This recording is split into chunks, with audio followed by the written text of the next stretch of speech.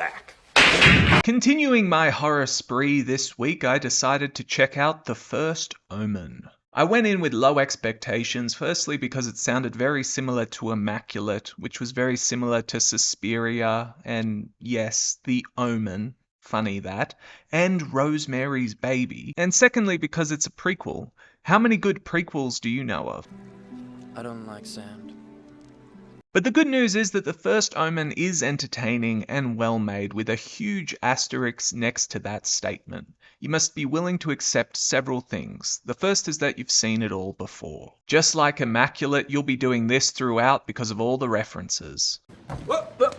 Secondly, it's just another movie. The First Omen doesn't add anything to the horror genre. It merely continues a tradition of being moderately well made. Finally, it has a very protracted second act which wasn't fun for anyone, least of all me. So if you think we share a similar taste in films, then that element will bug you and you'll walk away also thinking it needed to be like 10 minutes shorter. If you persevere knowing this though, then you'll find a solid horror flick that's anchored by a strong lead performance from Nell Tiger.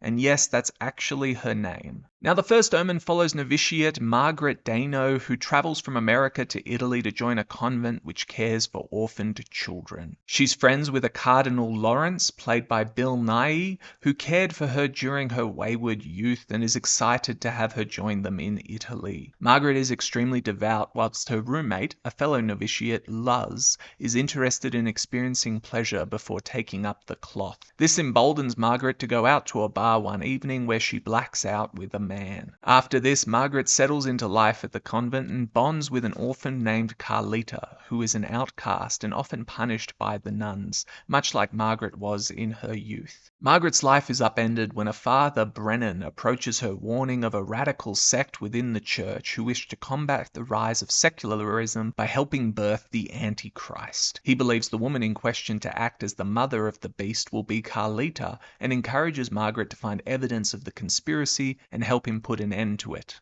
From there, you've got yourself some demonic shenanigans and desperately whispered prayers and good old-fashioned Catholic imagery subverted so that it is horrific. I'm sure from the synopsis you can all guess the twist, and this is my first criticism. I called everything out within the opening few minutes and was proven right. So if you've seen a couple horror movies, then you know exactly what's going to happen. But how it all happens is well made, and that's a credit to director Arkasha Stevenson, as this is her feature film debut. There's a great attempt to replicate a 70s and 80s aesthetic, with films like Don't Look Now and Possession seemingly being inspirations, and one element I loved was the use of zooms. Stevenson displayed great ability with the zoom lens, and I found myself cheering her on to use it more and more liberally throughout the film. The second strength is Nell Tiger, who is a good actress. I hadn't seen her other work, and so this was a fine introduction. It's made me think I should check out Servant just to catch up. I never watched Game of Thrones because I was busy when it came out and missed the hype wave everyone rode until it crashed on the shores of bitter disappointment in later seasons. But I digress. Miss Tiger plays meek, psychotic and terrified without missing a beat throughout the runtime, and I really enjoyed watching her work. This lines up neatly with another weakness for me, which was Bill Nighy. He did the job as advertised, but all I could see was this. I feel it in my fingers,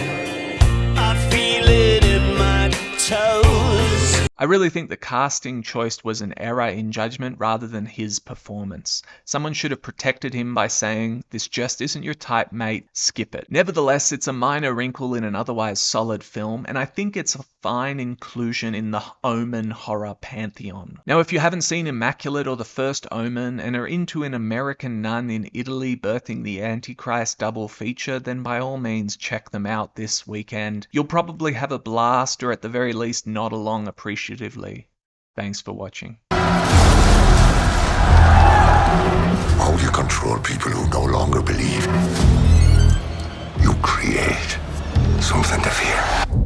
I believe the girl is to be the mother. Mother of what?